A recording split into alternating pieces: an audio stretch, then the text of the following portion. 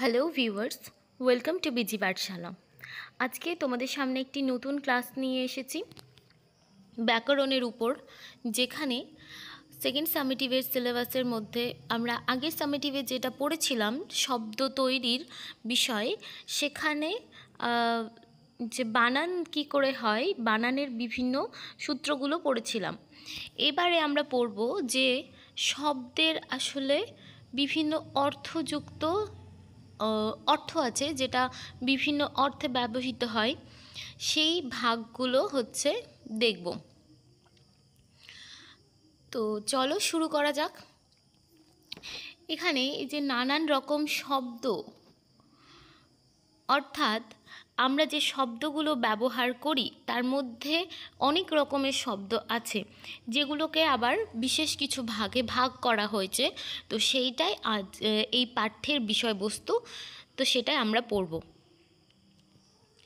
তবে কি বলছে দেখো, শব্দ কি তোমরা জানো? বিভিন্ন বর্ণ দিয়ে তৈরি, যার নির্দিষ্ট অর্থ থাকে, যা বাক্যে ব্যবহৃত হয়, তাকে শব্দ বলে। একদমই তাই। এই যে এই লাইনটা যে আমরা পড়লাম, এই প্রত্যেকটা এক একটা কি শব্দ। এই শব্দগুলো বাক্যে ব্যবহৃত হয়, ফলে একটি বাক্য গঠিত হয়। তো সেই জন্যই আমরা কি করতে পারি, বাক্যটাকে পড়তে পারি। তবে বাক্য কি দিয়ে তৈরি হয়? বাক্য শব্দ দিয়েই তৈরি হয়। যেমন বাড়ি, পাখি, হাত, পা, মা, গায়ক, মৃন্ময় ইত্যাদি বর্ণ দিয়ে তৈরি, এবং প্রত্যেকটির নির্দিষ্ট অর্থ আছে। শব্দের তো অর্থ থাকেই, তাই না? চলো পরবর্তীতে কি বলছে, এই শব্দ যখন বাক্যে ব্যবহৃত হয় তখন শব্দের সঙ্গে বিভক্তি যুক্ত হয়। কারণ শুধুমাত্র শব্দ কখনোই কিন্তু বাক্যে ব্যবহৃত হতে পারে না, তার সাথে কিছু না কিছু কি হবে, বিভক্তি যুক্ত হবে। কিছু না কিছু বিভক্তি যুক্ত হবে। যেমন আমি যদি বলি যে মা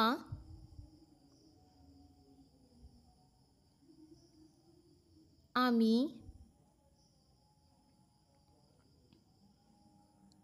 ভাত খাই, এখানে প্রতিটা শব্দ কি হচ্ছে, আলাদা আলাদাভাবে যুক্ত ছিল না। মা, ভাত, যাই, এগুলোর সাথে কোনো শব্দ যুক্ত ছিল না। সেজন্য এই মায়ের সাথে ভাতের বা খাওয়ার কোনো সম্পর্ক তৈরি হচ্ছে না। তাই জন্য সম্পর্ক তৈরি হতে গেলেই কি লাগবে, বিভক্তি লাগবেই। বিভক্তি ছাড়া কিন্তু কখনোই একটা শব্দের সাথে আর একটা শব্দের যোগটা আমরা স্থাপন করতে পারবো না। তবে সেটাই বলছে যে এই শব্দ যখন বাক্যে ব্যবহৃত হয় তখন শব্দের সঙ্গে বিভক্তি যুক্ত হয়।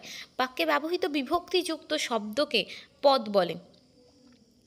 বিশেষ্য, বিশেষণ, সর্বনাম, এই যে এক একটা পদ, এইগুলো বিভক্তিযুক্ত হওয়ার ফলেই এক একটা পদে পরিণত হয়।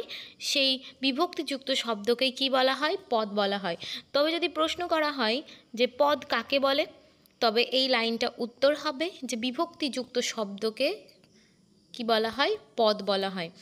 এখানে পদ নয়, আলোচনা করব শুধু শব্দ নিয়ে, অর্থাৎ এই যে বিষয়বস্তু এখানে আছে সেখানে পদ নিয়ে আলোচনা হবে না, আলোচনা হবে শব্দ নিয়ে। কি নিয়ে আলোচনা হবে? শব্দ নিয়ে শুধুমাত্র আলোচনা করা হবে। কি বলছে, প্রথমে কয়েকটি শব্দ ও তাদের অর্থের দিকে তোমাদের দৃষ্টি আকর্ষণ করি। যেমন স্মরণীয়, হরিণ, পঙ্কজ, এই তিনটি শব্দের প্রথমটির অর্থাৎ স্মরণীয় শব্দটির অর্থ কি হয়েছে দেখো, এখানে স্মৃ হচ্ছে ধাতু, এই ধাতুর সাথে প্রত্যয় যুক্ত হয়েছে অনীয়, অর্থাৎ যা মনে রাখা যায়। স্মরণীয় শব্দের অর্থ কি, যা মনে রাখার মতো বা মনে থেকে যায় আমাদের। শব্দটির প্রকৃতি প্রত্যয়জাত অর্থই এর অর্থ হিসেবে স্বীকৃত। মানে এই শব্দটির কিন্তু আলাদা আর কোনো অর্থ নেই। স্মরণীয় মানে কিন্তু আগেও যা ছিল এখনও তাই আছে। শব্দটির প্রকৃতি প্রত্যয় যেটা, সেটাই হচ্ছে এর অর্থ, এর কোনো আলাদা ভিন্ন অর্থ নেই। হরিণ শব্দের প্রকৃতি প্রত্যয়জাত অর্থ হলো যে হরণ করে। ঠিক আছে, হরিণ, হরিণ অর্থাৎ যে হরণ করে, ঠিক আছে? কিন্তু সেই অর্থে আমরা হরিণ শব্দ ব্যবহার করি না। আমরা করি কি সেই অর্থে ব্যবহার করি না। হরিণ একটা কি আমাদের কাছে এখন পশু বা জন্তু, তাই তো, যে কিনা যাকে আমরা কি করি, দেখতে অনেক পার্কেও যাই, অনেক জায়গাতে যাই যেখানে আমরা হরিণ দেখতে পছন্দও করি। তো সেটাই বলা হচ্ছে যে কিন্তু সেই অর্থে আমরা হরিণ শব্দ ব্যবহার করি না। হরিণ বলতে একটি বিশেষ প্রাণীকেই বোঝায়, অর্থাৎ ব্যুৎপত্তিগত অর্থের সঙ্গে এই অর্থের কোনো যোগ নেই, ঠিক আছে? যেটা এর ব্যুৎপত্তি সেই অর্থের সাথে এই অর্থের কোনো যোগ নেই। অন্যদিকে পঙ্কজ শব্দের অর্থ পঙ্কে জন্মায় যা, অথচ পঙ্কজ বলতে আমরা বুঝি পদ্মকে। কাকে বুঝি? পদ্মকে। পঙ্কজ অর্থ পদ্ম, এটা তো সবাই জানো, ঠিক আছে? তাহলে কি বলা হচ্ছে যে পদ্ম পঙ্কে জন্মায় যেমন, তেমনি আরও অন্যান্য জিনিসও পদ্মে জন্মায়, পাকে জন্মায় না? শ্যাওলা, কেঁচো, পাকাল, কিন্তু তাদেরকে তো আমরা পঙ্কজ বলি না। আমরা পঙ্কজ বলতে শুধুমাত্র পদ্মকেই বুঝি, ঠিক আছে? এটাই বলছে এখানে যে শুধুমাত্র পদ্মকেই বোঝায়। এক্ষেত্রে পঙ্কজের শব্দের প্রকৃতির প্রত্যয় অর্থের সঙ্গে প্রচলিত অর্থের যোগ আছে, কিন্তু অনেকগুলো সম্ভাব্য অর্থের মধ্যে একটি অর্থই প্রচলিত হয়। এই অর্থের এই বৈচিত্র্যর দিক থেকে শব্দের অর্থগত শ্রেণীবিভাগ করা হয়েছে। অর্থাৎ আমরা শব্দের যে শ্রেণীবিভাগটা পড়ব সেটা অর্থের উপরে শ্রেণীবিভাগ। কিসের উপরে শ্রেণীবিভাগ? অর্থের উপরে শ্রেণীবিভাগটা আমরা পড়ব, অর্থের উপর, ঠিক আছে? তো চলো দেখা যাক কি কি অর্থে ব্যবহৃত করা হচ্ছে। এখানে আমরা তিনটে বিষয় পেলাম। একটা পেলাম হচ্ছে স্মরণীয়, ঠিক আছে? একটা কি পেলাম? স্মরণীয়, যার আগেকার অর্থও এক, পরের অর্থও এক, ঠিক আছে? তারপরে পেলাম হরিণ। আচ্ছা, আগেকার বলতে এর ব্যুৎপত্তি বা যেখান থেকে এর উৎস। তারপরে পেলাম হরিণ। হরিণের কি আগেকার যা অর্থ সেটা কিন্তু ব্যবহৃত হচ্ছে না বর্তমানে। বর্তমানের অর্থ কি আলাদা, ঠিক আছে? আর পঙ্কজ, কি পেলাম? পঙ্কজ। এই পঙ্কজ কি? পঙ্কজের অর্থ তো আছে, কিন্তু কি সার্বিকভাবে নয়, সার্বিকভাবে এর অর্থ নেই। এর অর্থ কি হচ্ছে? বদলে যাচ্ছে, অর্থাৎ অনেকগুলোর মধ্যে শুধুমাত্র একটাকেই বোঝাচ্ছে। তাহলে এই এখানে এক মিনিট, তিনটের মধ্যে একটা হচ্ছে প্রথম যেটা পেলাম ব্যুৎপত্তি, যেটা সেটাই অর্থ। তারপরেরটাতে কি হলো? ব্যুৎপত্তির মতো অর্থ নয়। আর তারপরে যেটা পেলাম শব্দ পঙ্কজ, তার মধ্যে কি অনেকগুলোর মধ্যে একটাকে নেওয়া হচ্ছে, অনেক শব্দের মধ্যে বা অনেক জিনিসের মধ্যে একটাকে নেওয়া হচ্ছে,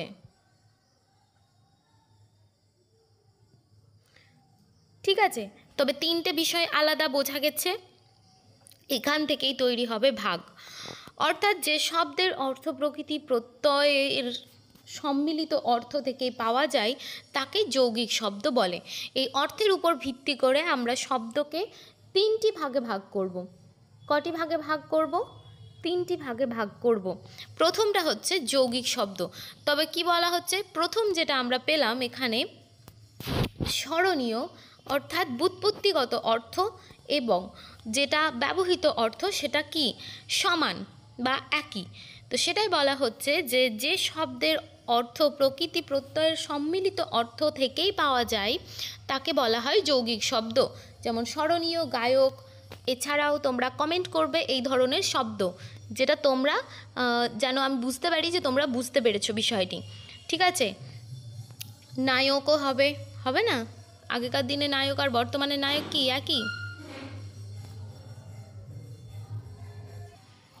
আচ্ছা, যৌগিক শব্দের পরে আসবে হচ্ছে রূঢ় শব্দ। কোন শব্দ? রূঢ় শব্দ।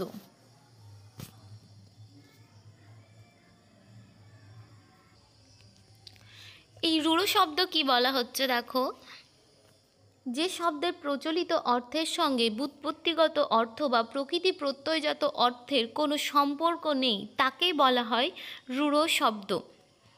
অর্থাৎ আগে আমরা জানলাম যে ব্যুৎপত্তির যেটা অর্থ, অর্থাৎ যেখান থেকে উৎস, সেই উৎসতে ওর নাম যা ছিল বর্তমানেও তার নাম কি আছে, একই আছে। কিন্তু কি হয়, আমরা এখন বর্তমানে কি দেখবে অনেকের যে পুরনো দিনের যারা বাবা মা হয়ে থাকে তারা নামগুলো কি করে একটু বেশ বড় বড় রাখে, কিন্তু বর্তমান সমাজের জেনারেশনের সেই নামটা পছন্দ হয় না। তাই জন্য তারা যখন সহজ ভাষায় বলতে গেলে তোমাদের ইনস্টা অ্যাকাউন্ট যখন খোলা হয় কি হয়, একটা ছোট্ট ছোট্ট নাম দাও না তোমরা, তোমাদের যেটা তোমাদের আসল নাম তার সাথে কিন্তু এই নামের কোনো মিল থাকে না, ধরতেই পারবে না কেউ যে এই নামটা আর আসল নামটা সেম। তবে এটা আসল নাম থাকলেও প্রচলিত হয়ে যায় এইটার দ্বারাই ফেমাস হয়ে যায়, এই নামটাই ফেমাস হয়ে যায়। তো সেজন্যই সেরকমই ব্যুৎপত্তি হচ্ছে সেটাই, যেটা উৎস বা প্রকৃতি প্রত্যয়জাত যা অর্থ তার সাথে এই রূঢ় শব্দের কি থাকবে না, মিল থাকবে না, কিন্তু যৌগিক শব্দের সাথে প্রকৃতি প্রত্যয়জাত অর্থ মিল থাকবে, এটা হচ্ছে পার্থক্য। তাহলে রূঢ় শব্দ হচ্ছে যে এই হরিণের অর্থ কিন্তু আলাদা, এই হরিণের ব্যুৎপত্তিগত অর্থ আলাদা, কিন্তু এই প্রচলিত হয় অন্য অর্থে। ঠিক আছে, মণ্ডপ, প্রবীণ এই শব্দগুলোও একই রকম। ঠিক আছে, তো এই যে রূঢ় শব্দ এগুলোর একটি লিস্ট আমি এর পরের ভিডিওতে নিয়ে আসবো এবং ব্যাখ্যা সহ, কারণ এই রূঢ় শব্দের অনেকগুলো এমন শব্দ আছে যেগুলো আরও জানতে হবে। তো এর পরবর্তী যে ভাগটা আসছে সেটা হচ্ছে যোগরূঢ়। তাহলে প্রথমে গেল যৌগিক, তারপরে রূঢ়, তারপরে হচ্ছে যোগরূঢ়। যোগরূঢ়টা কি, একটা অনেক বড় জিনিসের মধ্যে থেকে ছোট্ট একটা বিষয়কে তুলে নিলাম, ঠিক আছে, যার অর্থ অনেকগুলো বোঝায়, কিন্তু তার থেকে আমি একটা স্পেসিফিক কোনো জিনিসকেই বলছি, সেটার হিসেবে পরিচয় দিচ্ছি। ঠিক আছে, তো কি বলছে, যে শব্দের প্রচলিত অর্থের সঙ্গে ব্যুৎপত্তিগত অর্থ বা সম্পর্ক থাকলেও অন্য শব্দগুলির থেকে একটি অর্থই বিশেষ হয় তাকেই যোগরূঢ় শব্দ বলে। যেমন পঙ্কজ, বাঁশি। বাঁশি এখানে কিন্তু যে কোনো ধরনের বাঁশি হতে পারে, আওয়াজ, ঠিক আছে, যে কোনো ধরনের আওয়াজ, কিন্তু এখানে আমরা বাঁশি বলতে কি যে লম্বা ধরনের এখানে ফুটো ফুটো থাকে সেই বাঁশিকেই বুঝে থাকি। পঙ্কজ যেটা পাকে জন্মায়, পাকে আরও অনেক কিছু জন্মায়, কিন্তু পঙ্কজ বলতে আমরা পদ্মকেই বুঝে থাকি। ঠিক আছে, তবে এইটা বোঝার একটাই রাস্তা যে অনেক এর অর্থ হচ্ছে অর্থ বিস্তৃতি, অনেকগুলো শব্দের মধ্যে থেকে একটাকেই সেই শব্দের অর্থ হিসেবে ধরে নেওয়া হয়।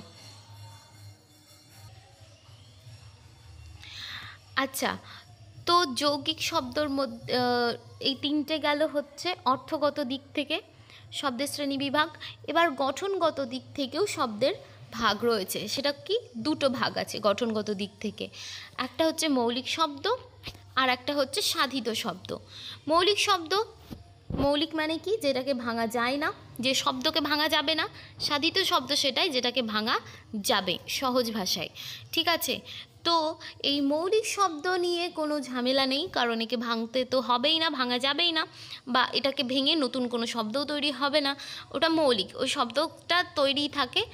কিন্তু এই সাধিত শব্দ নিয়ে আমরা আলোচনা করব, যেখানে আমরা কি করতে পারবো, তৈরি করতে পারবো কোনো জিনিস।